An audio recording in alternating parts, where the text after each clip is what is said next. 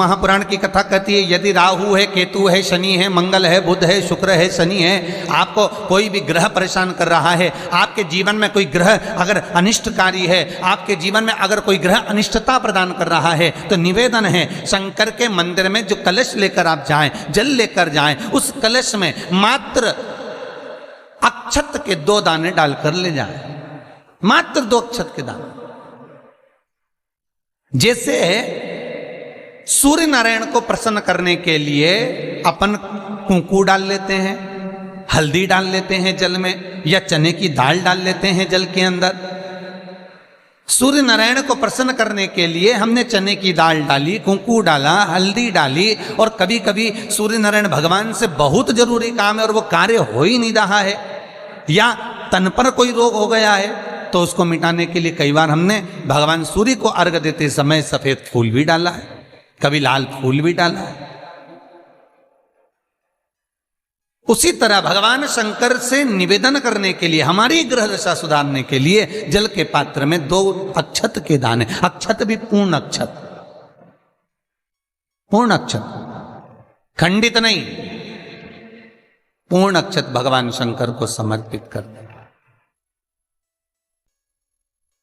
और बाबा भोलेनाथ को जब हम जल समर्पित करें तो राहु, केतु, मंगल, शनि, शुक्र, बृहस्पति जितने ग्रह हैं सब अनुकूल हो जाते हैं महाराज, सब अनुकूल। इतना बड़ा दर्पण जिसमें मुंह देखते हो आप, मुख, इतना बड़ा दर्पण लिया। अच्छा, पहले के लोग जानते नहीं है, पहले जो घरों में, आजकल तो फैशन की बंदरवाल होती है, दरवाजे पे जो बंदरवाल लोग लगाते हैं, कहीं मोती की लगा रहे, कहीं काय की लगा रहे, परंतु पहले जो बंदरवाल होती थी उस बंदरवाल में अगर कई शहरों में जैसे काशी साइड में, तो आज भी जो बंदरवाल मिलती है उत्तर प्रदेश में, और चलो तो गुजरात में, तो उसमें इतने बड़े बड़े कांच लगे रहते हैं, दर्पण। उसका क्या महत्व है, उसकी मूलता क्या है? शिव महापुराण की कथा कहती है दर्पण इतना बड़ा ले लो, बंदरवाल अगर दर्पण वाली नहीं तो इतना बड़ा दर्पण लो, हनुमान जी के मंदिर में जाकर, क्योंकि हनुमान शंकर का ही अवतार है, हनुमान जी के मंदिर में जाकर हनुमान जी के उल्टे पांव का थोड़ा सा सिंदूर, चरण का थोड़ा सा सिंदूर एक कागज में लेकर आ जाइए, और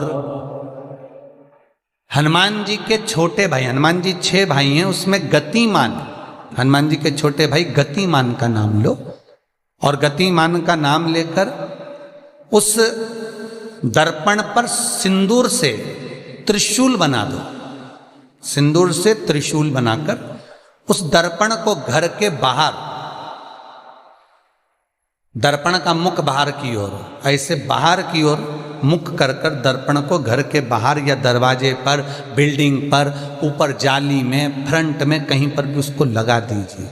महाराज केवल शंकर का स्मरण कर कर, गतिमान का नाम लेकर, हनुमान के उल्टे पांव का सिंदूर का त्रिशूल बनाकर जो दर्पण को लगा देता है, आपको 1 महीने के अंदर अंतर मालूम पड़ जाएगा कि पिछले जो महीने निकले हैं उस महीने का अंदाजा लगाना कि घर में लोग कितने बीमार पड़ते थे, और इस दर्पण को लगाने के बाद बीमारी कम हुई कि नहीं। नहीं हो कम तो ठंडा कर देना, क्या जा रहा है, पर करके जरूर देखना, विश्वास रखकर करोगे, भगवान शिव का अनुमोदन कर कर, भगवान शंकर पर विश्वास रखकर करोगे तो बीमारी घेर नहीं सकती। अकाल मृत्यु वो मरे जो काम करे चंडाल का, काल उसका क्या बिगाड़े जो भक्त हो महाकाल का। शंकर की आराधना करने वाला, शिव का स्मरण करने वाला, शिव का निवेदन करने वाला, शिव अर्चना में डूबने वाला, शिव का अनुमोदन करने वाला कभी दुखी नहीं हो सकता। बन सके तो बेलपत्र और समी पत्र शंकर को चढ़ाना, 5 बेलपत्र 11 समी पत्र, बन सके 108 चावल के आखे दाने ओम नमः शिवाय जप कर शिव को समर्पित करना। महाराज दुख तकलीफ ज्यादा है, रोग बीमारी ज्यादा है, तो पानी में लाल चंदन घोलकर, लाल फूल डालकर, बेलपत्री के पेड़ के नीचे। कई लोग कहते हैं गुरुजी क्या दूध चढ़ाना जरूरी है शंकर पर? कई लोग कहते हैं गुरुजी क्या दही चढ़ाना जरूरी है शंकर पर? शहद चढ़ाना जरूरी है?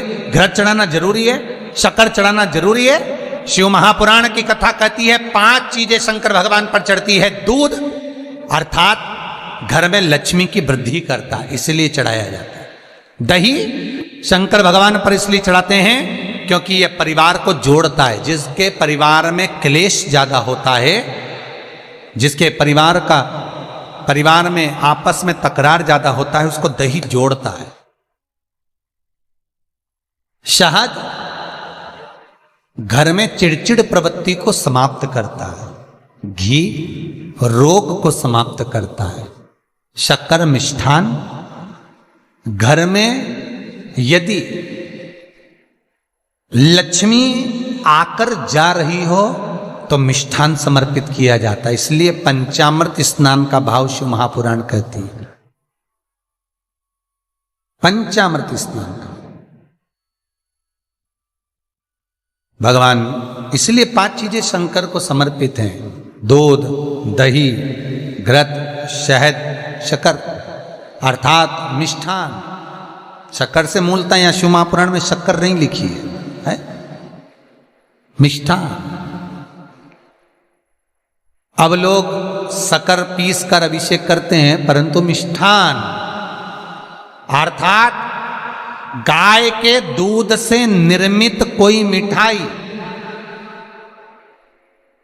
और उस मिठाई से भगवान शंकर का अभिषेक। अब लोग भले शक्कर रखने लगे शंकर जी के अभिषेक में, पर यहां शक्कर नहीं लिखा है, यहां मिष्ठान।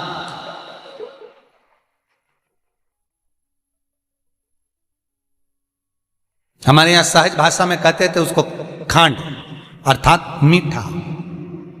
बाबा भगवान शंकर को समर्पित हो।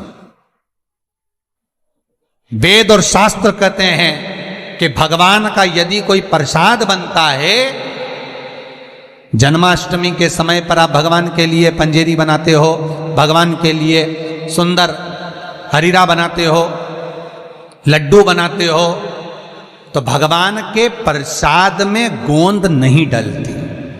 ध्यान रखना, आपकी बहू का जापा हो, डिलीवरी हो तो खूब बादाम गोंद सब तल तल के खिलाओ, पर भगवान का जापा हो, भगवान का जन्मदिन हो, भगवान का जन्मोत्सव हो, राम कृष्ण का जन्मोत्सव हो, तो उसमें गोंद तलकर प्रसाद में कभी मत डालना, क्योंकि उसमें ब्राह्मण हत्या का अंश है।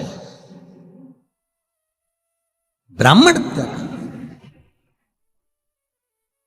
और विद्वान जो ब्राह्मण होते हैं साहब, जिन्होंने शिव महापुराण की कथा या भागवत पुराण पढ़ी होती है, सुनी होती है,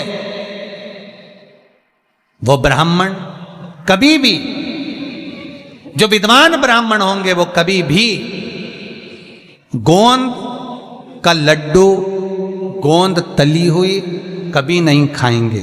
भले वो देसी घी में तले, कुछ भी तले, पर गोंद नहीं खाते, गोंद का लड्डू नहीं खाए।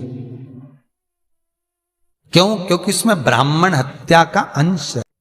प्रत्येक फोटो में लक्ष्मी विष्णु के साथ नहीं मिलेगी, प्रत्येक फोटो में लक्ष्मी गणेश और सरस्वती मिलेंगे। दीपावली पर पाना खरीद कर लाओ, दिवाली पर कागज खरीद कर लाओ, दिवाली पर फोटो खरीद कर लाइए, लक्ष्मी गणेश के साथ मिलेगी, लक्ष्मी सरस्वती के साथ मिलेगी, पर लक्ष्मी विष्णु के साथ नहीं।